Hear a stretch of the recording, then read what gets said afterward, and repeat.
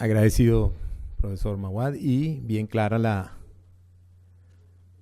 exposición sobre valorar entonces el endometrio. Nos toca a nosotros entonces revisar lo que es el diagnóstico y manejo de esa masa anexial, que representa uno de los mayores problemas de ginecología.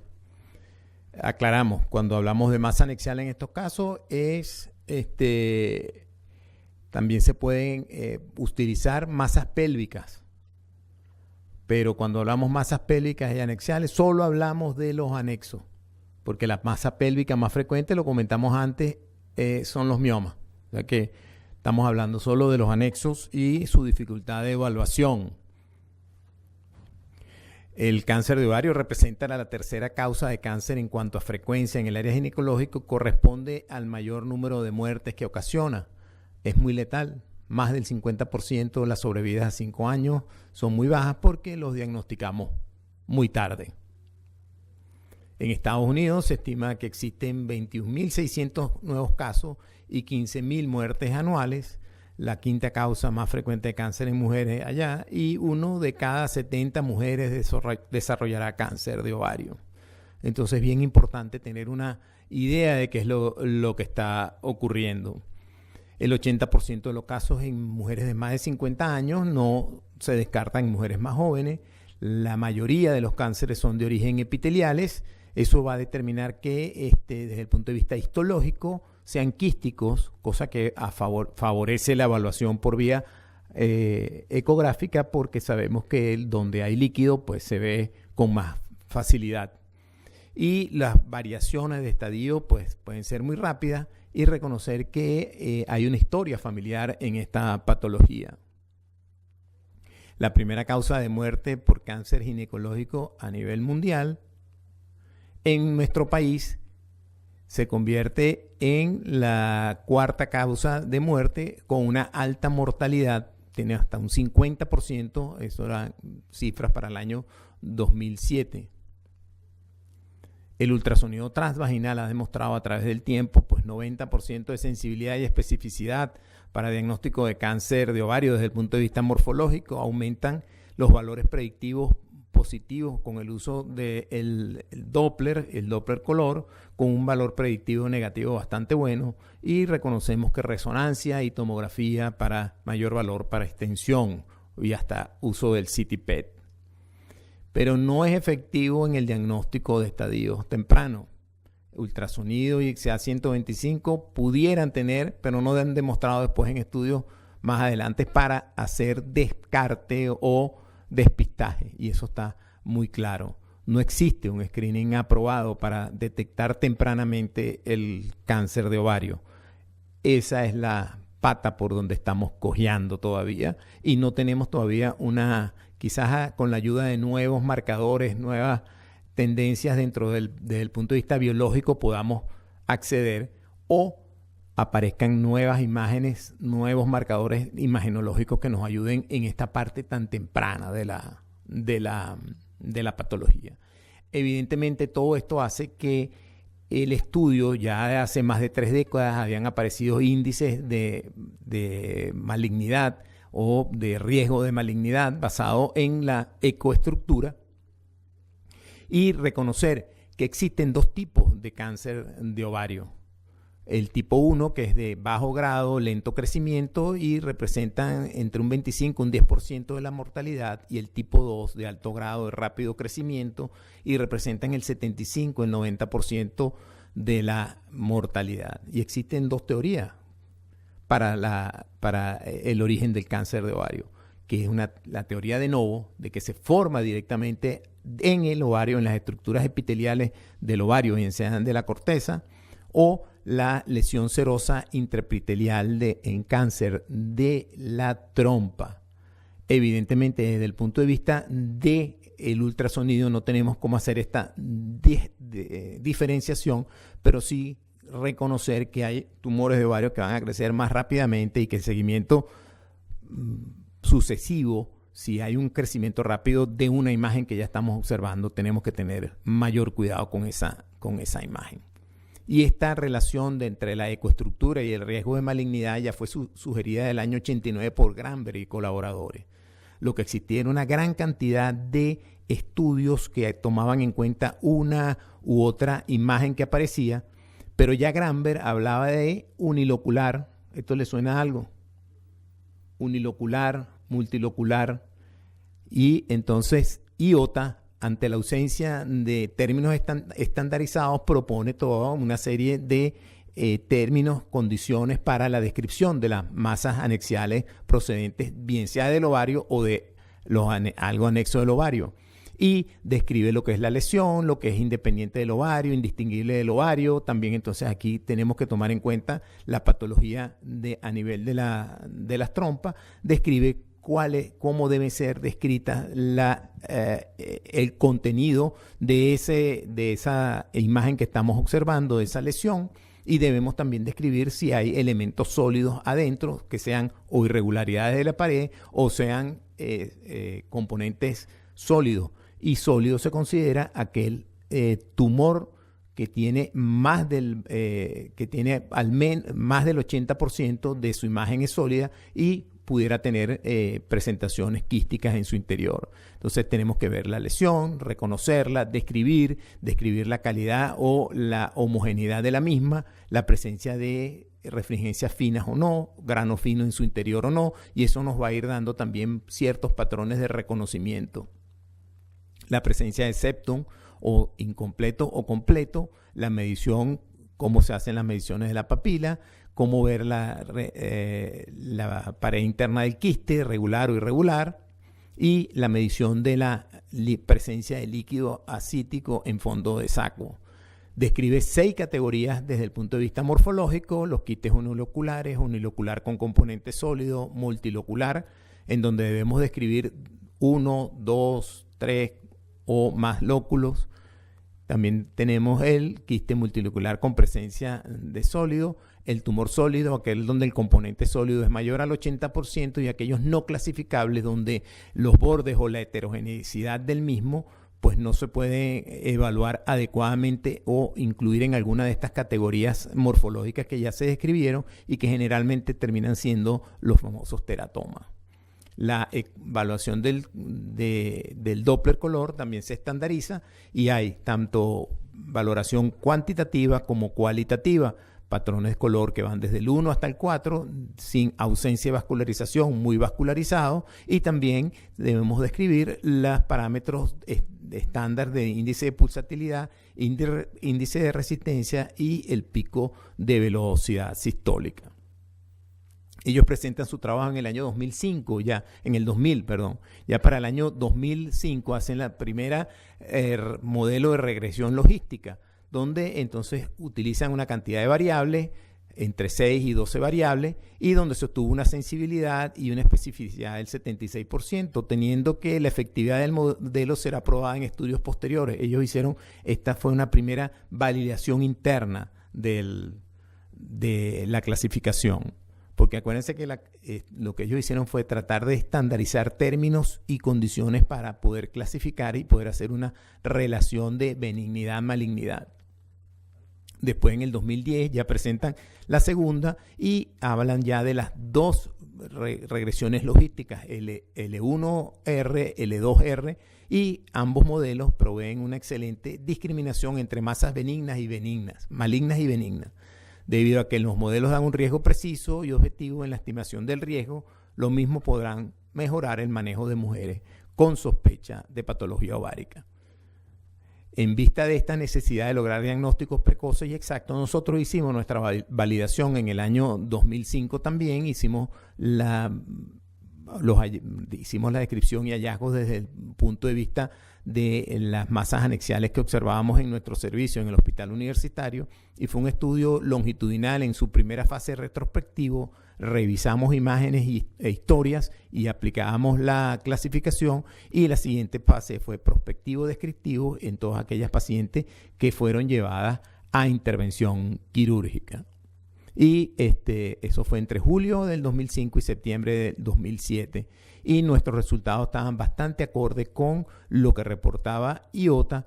Y lo más importante es que, fíjense, con donde dice tumor unilocular, pues no hay ninguna patología ni maligna ni borderline, y que el tumor más frecuente o la descripción más frecuente donde aparecieron la mayor cantidad de casos fue en el tumor multilocular, bien sea quístico con componente sólido.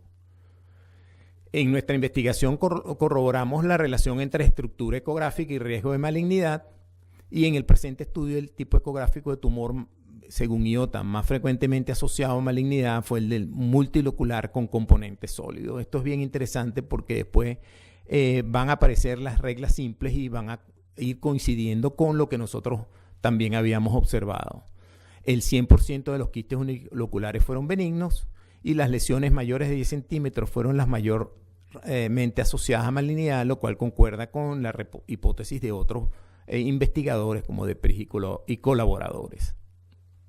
Los índices de sensibilidad y especificidad fueron para los parámetros Doppler, correspondían con los que el IOTA presentó. Y en el 2008, IOTA, el mismo grupo, presenta esto que son las reglas simples para el diagnóstico de cáncer de ovario, donde además ellos si hay la presencia de una categoría benigna y ninguna maligna, eso tiene benignidad casi de un 100%. Si hay una maligna y ninguna benigna, hay que ponerle el ojo. Entonces ya es una manera de tener una idea de qué pueda estar ocurriendo con esa lesión. Evidentemente, ellos tienen al ser un multicéntrico, tienen una cantidad de pacientes y han desarrollado varias líneas de diagnóstico. Y precisamente las reglas propuestas fueron aplicables en el 76% de los tumores evaluados, con una sensibilidad y especificidad bastante buena. Y aquí es donde ellos vuelven a recomendar que la evaluación por expertos en aquellos tumores donde las mismas no sean aplicables. O sea, donde haya duda, que el experto, la persona que tenga mayor experiencia o acumulada en observación de imágenes, sea el que dé la última palabra para decir benignidad o malignidad. Esto fue tomado de la intervención de la doctora Valentine durante el mundial de la reunión de ISUOC en Copenhague, donde IOTA hizo toda una presentación de todo el día de los resultados en el año 2012. Y la verdad es que la presencia de un tumor quístico unilocular y su relación con malignidad pues corroboraba lo que hasta ahora se estaba observando. Ya en el año 2014, Van Kalster, que presenta en el British Journal de Medicina una aplicación que llaman Adnexa. Van Kalster forma parte del grupo IOTA. De entre todos los trabajos anteriores que lideró Timmerman o Lil Valentine, eran uno de los coautores. Y el nombre aparece a través de Assessment of Different Neoplasia of the Adnexa. Por eso se llama el modelo ADNEX. A-D-N-E-E. O sea, Adnexa. Y utiliza predictores clínicos como son edad, sea 125, y la valoración por un centro oncológico. Y usa predictores IOTAs como el diámetro mayor de la lesión, porcentaje sólido del número de papilas, más de 10, zonas acústicas, presencia de sombra acústica y ascitis. El modelo lo desarrollan para una aplicación, bien sea por internet en su computadora o en uno de estos smartphones.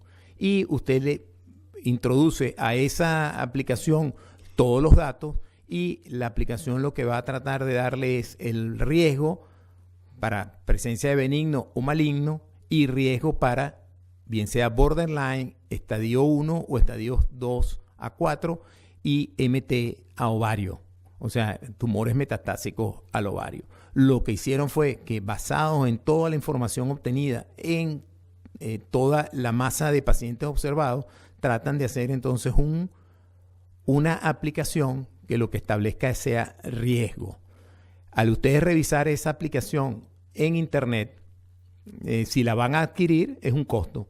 Ustedes se pueden revisar modelos y se ve que a pesar de que tratan de ser muy específicos, tiene el problema de que hay una alta variación en cuanto a cuál es el riesgo entre unos y otros. Y realmente pues habría que esperar que la aplicación está del año 2014 y obtener mayor información. Con una capacidad de diagnóstico para benigno del 85% y para maligno hasta el 95%.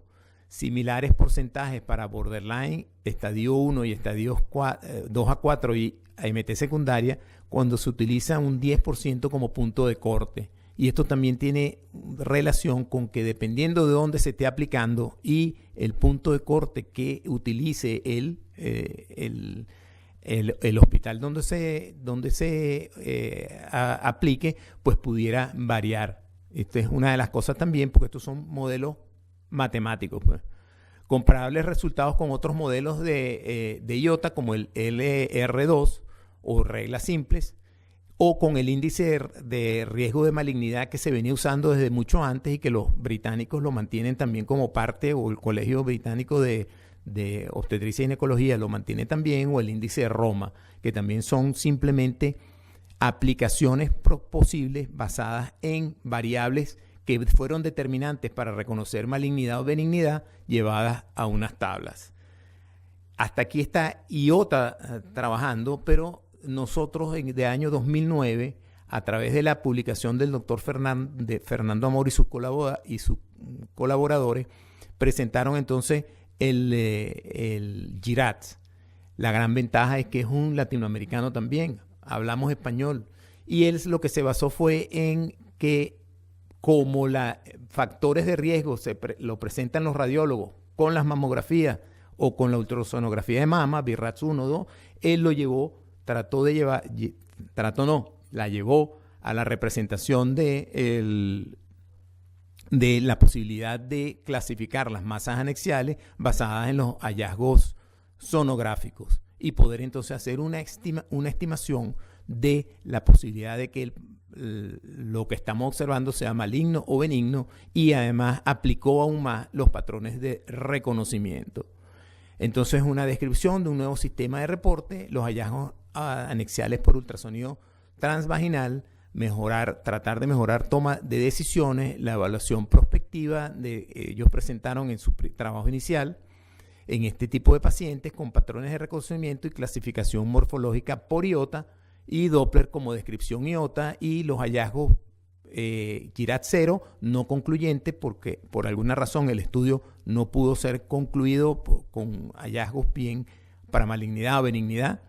Los hallazgos definitivamente benignos, un estudio ginecológico normal, unos ovarios totalmente normales con estructura desde el punto de vista folicular. GIRATS muy probable benigno, hallazgos de origen funcional como folículos, cuerpo lúteo y folículos hemorrágicos, que son bien importantes reconocerlos porque son grandes imitadores, tanto el cuerpo lúteo como estos folículos hemorrágicos que a veces engañan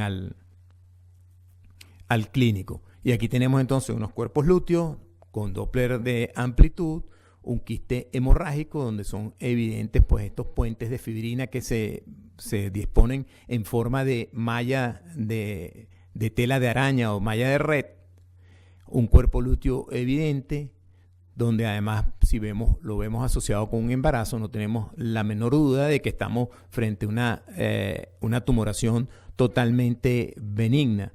Además, con la calidad de que el cuerpo lúteo es la estructura humana donde mayor cantidad de neoangiogénesis se produce en función de los gramos que pesa ese cuerpo lúteo. Como ustedes saben, la neoangiogénesis es parte del factor tumoral de crecimiento que veremos cuando hablemos de las aplicaciones en Doppler en ginecología. En GIRATS 3, probablemente hallazgos benignos, neoplasias benignas como endometrioma, teratoma, quistes uniloculares, quistes de hidrosalping, quistes paraováricos, pseudoquistes peritoneales, miomas pediculados y hasta la enfermedad inflamatoria pélvica.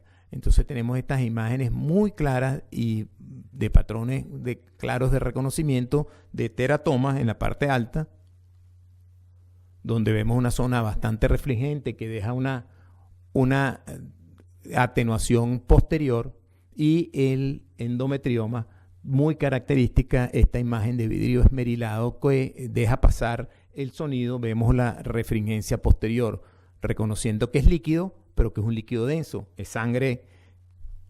Y aquí más claro, donde podemos ver el endometrioma y a veces lo que se llama el endometrioma satélite en el ovario contralateral, y se ve el signo de los ovarios que se besan, que porque son tan grandes, caen detrás de la matriz y se ven de esa manera. O está claramente una zona de un teratoma donde vemos esta estructura muy restringente en el interior que pudiera estar asociada con pelos o algún otro elemento óseo que nos da esta imagen. Ya en GIRAD4, ya las lesiones probablemente sean malignas, lesiones anexiales que no se pueden incluir en las otras características, en las categorías anteriores, con 1 o 2 hallazgos sugestivos de malignidad, bien sea papilas, áreas sólidas, vascularización central, ascitis o valores de índice de resistencia bajos. Entonces, tenemos que reconocer cuáles son las características que hablan más de malignidad para poder entonces aplicar aquí si es un GIRAD4. Entonces tenemos vascularización central arriba, aunque el índice de resistencia no está muy alterado. Tenemos imágenes sólidas dentro de una parte quística, lo mismo también. Y en GIRAD5, muy probable maligno. Esta categoría incluye masas anexiales con 3 o más hallazgos sugestivos de malignidad incluidos en la lista del GIRAD4. Entonces ya tenemos tumores sólidos, altamente vascularizados, vascularización central, corroborados después con esta paciente fue operada y era un cáncer de ovario, donde vemos imágenes totalmente alteradas y vemos también líquido hacia el fondo de saco, donde también se demuestra la visualización, se visualizan mejor las asas intestinales posteriores. Perdón. La prevalencia de tumores malignos fue de 13,4%, una sensibilidad y una especificidad bastante buena, con valores predictivos positivos y negativos bastante adecuadas, con una certeza diagnóstica de un 96%. Y es bien interesante porque además lo que estamos haciendo es categorizar la parte benigna, que es mucho más frecuente que la maligna.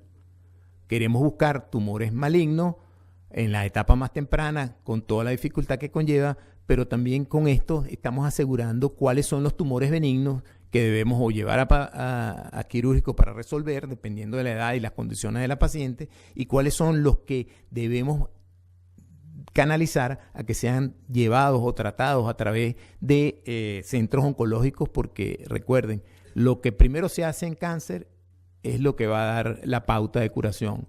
Si se opera y no se llevan las técnicas adecuadas o no se va con la preparación adecuada a hacer una resolución completa o la mayor resolución posible, va a quedar masa tumoral y van a ver las residuos, van a ver todas las complicaciones posteriores.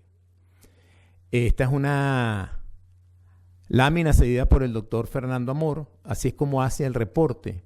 Está un poco llena la lámina en el sentido de que hay muchas cosas, pero así es como él, después que hace su eco, le entrega eso al clínico para que entonces, si él puso que es un GIRAD0 no concluyente, debería ser reevaluado el paciente. Si es benigno, no le haga nada, su controle.